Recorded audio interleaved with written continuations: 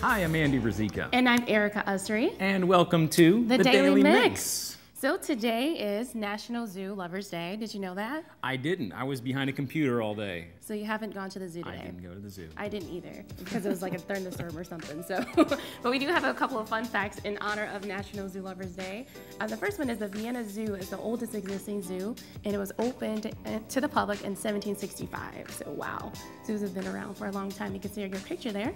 That zoo is pretty awesome. Also, Central Park Zoo opened in 1874, and in New York, and over 350 zoos. There's over 350 zoos in the United States, so that's pretty cool as well. That is. Didn't know that we had that many zoos here, so it was pretty awesome. No excuse not to visit a zoo on National Zoo Lovers Day. I just wish I could turn off my sense of smell when I go to the zoo. It drives me nuts. I can't stand it. See, it doesn't bother me. What bothers me most is the ape house, because they really smell really bad. Yeah.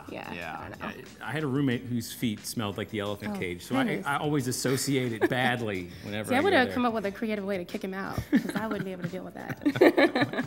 Well, another fun fact is there's approximately 175 million people who visit a zoo each year, so that's pretty awesome. And in our zoo, the St. Louis Zoo is one of the top most attended zoos in the United States. Over 3 million visitors each year. That's pretty cool. And they do all these cool events too, like Boo at the Zoo. Yeah. And all stuff that they do special. They dress up the whole thing. Yeah. I just wish it'd be cool if they could dress up the animals, like maybe a giant elephant ghost.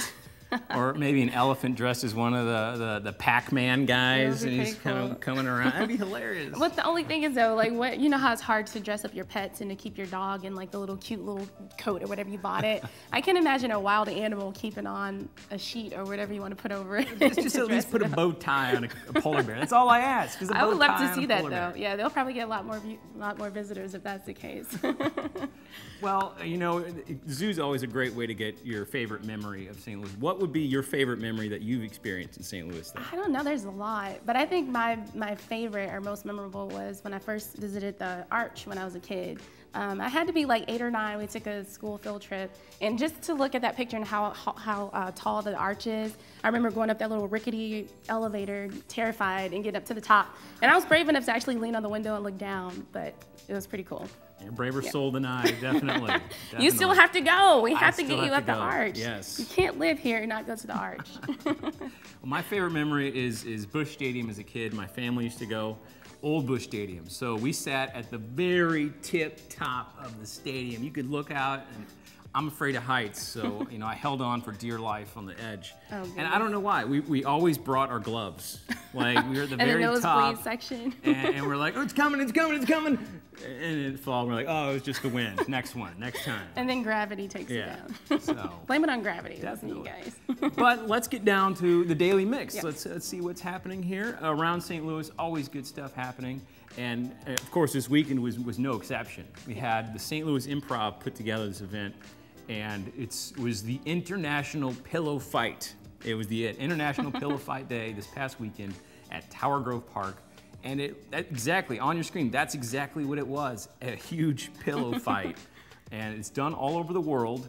No violence, no feathers, no hard materials. Everyone just kind of, has fun, decorate their pillows and bring costumes and dress up. That's where the bow tie maybe comes in, maybe an elephant, bow tie guy.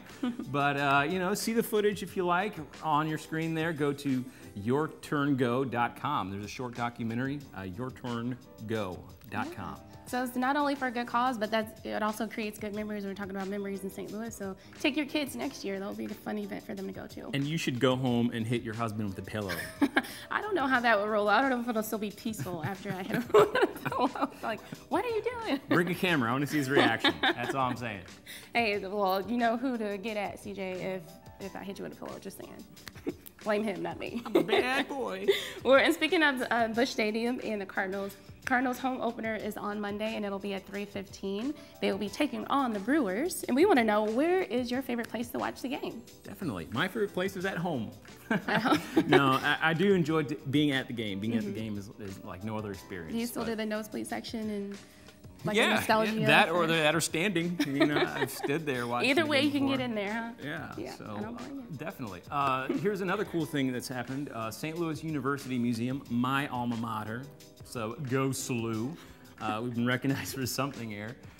We were recognized number 4 among the top college museums in the nation by collegerank.net. So they referred to the museum as impressive and historic. Yeah, usually how I refer to museums, impressive and historic. I mean, most of them are historic, right? But the factors that they considered when ranking this thing were public access, past and current and planned exhibits, architecture, history, campus integration, and support. So SLUMA was built in 1900, and it features pieces ranging from Andy Warhol's flowers to 3,500-year-old ceramics. So, wow. You know, it was the only university in Missouri to make the list. So, what up, Mizzou? Oh, whatever. Yeah. You're trying to hate on my alma mater, but we have to give you guys something. I mean, we're known for everything. We have billboards and everything, just talking about how great we are. So. SLU, SLU. That's not. You just made that up. It's not like we have MIZ. SLU. No, I don't care what you got. You can't mess up our chant. You got nothing. Well, Danny Collins opens this Friday, and let's take a look at the clip.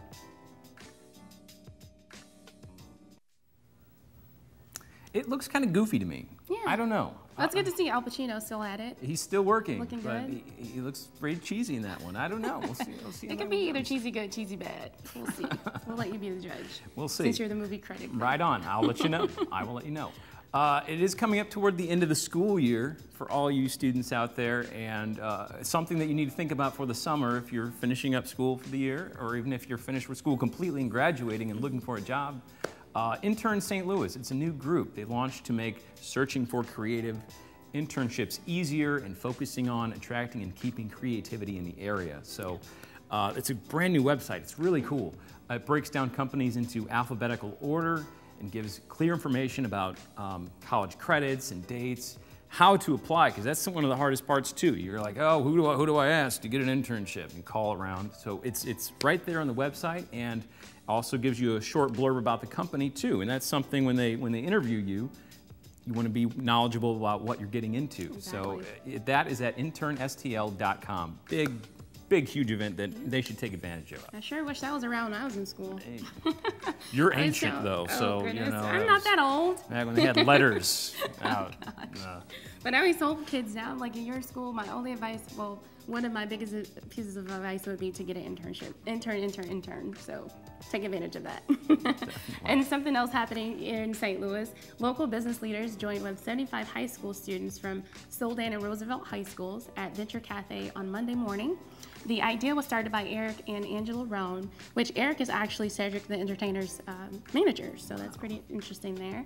And the leaders spoke to the group and shared inspirational stories about their successes, and later the students were able to ask questions in smaller groups. The St. Louis Business Journal was there and took some of the great pictures that we're seeing on your screen there. And the publisher Ellen Sherberg was amongst the great lineup of speakers. So really great event, some good things going on. Definitely. Yeah. Get yourself out there, students. Find yourself a job. You guys have no excuse. No excuses. We have so many opportunities out there. But now, do you know what time it is? It's time for the Rewind. Despite the inclement weather on election night in Ferguson, voters were still determined to let their voices be heard, making an impressive turnout at the polls. In a city where candidates often run uncontested, this election consisted of 8 candidates competing for 3 seats on the city council. Not only was this election making news in St. Louis, but in places around the country such as California and New York. After the shooting death of Michael Brown Jr. in August and exposure of corruption in the courts, voters used this election as a way to make a change and rebuild the community. Residents hope to see more diversity on the city council to represent more of the community.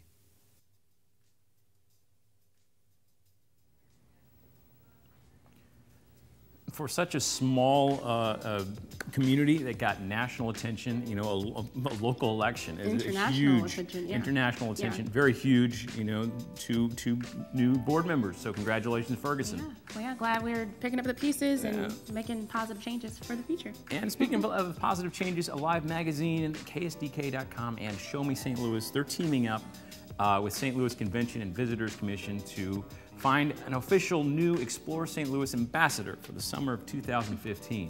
So these are our bloggers, these are people that are going to be writing on websites. They're competing for the most influential most influential network on Facebook. Or go to KSDK.com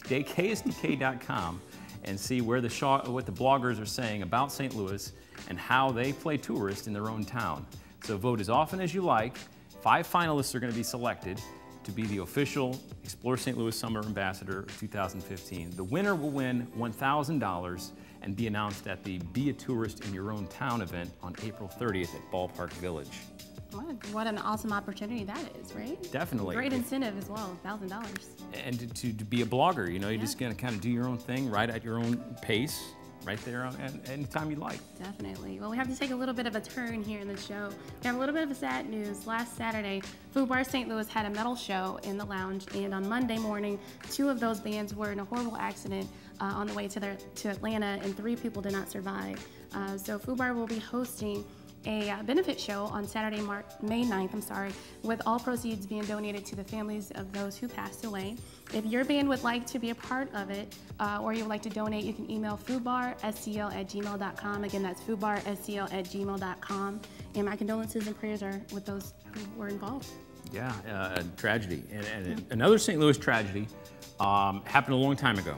If you history buffs out there know something about your city, it's this great St. Louis fire of 1849. It was a huge event that transformed St. Louis for a lifetime. There's still areas of St. Louis that haven't been built up following that fire. And just look at the pictures, it was just huge. Huge event. The city of St. Louis was smoldering in ruins that night, and it was a beautiful night in May when it happened.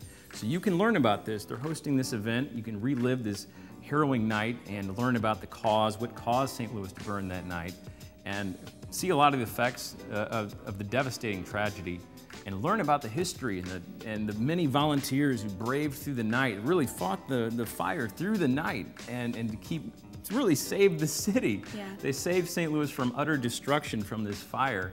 And you can join the event at the City of Crestwood and the St. Louis History Museum on Saturday, April 11th at the Sappington House grounds at 1 p.m. And that's where you can find out all sorts of information about the Great Fire. It's free and it's open to the public. So know something about your city. It was a huge historic moment for St. Louis. Yeah, definitely. Sadly, I've heard about it and I've been here my whole life, but I haven't really learned that many facts and details about it. So I'll definitely join that event to learn a little bit more about my city. Check it out. Have you learned a lot about it? I did. We were kind of talking about it before the show. Yeah, the History Museum features a lot of information on it. So. Yeah. We're almost done here, but be sure to check us out 24/7 on Facebook, YouTube, Twitter, and Instagram. And drop us a line at the Daily Mix at stltv.net. We want to hear from you. That's it for the Daily Mix, but keep it right here on STL TV. After the Mix is coming up next, so until next week, we will see you then.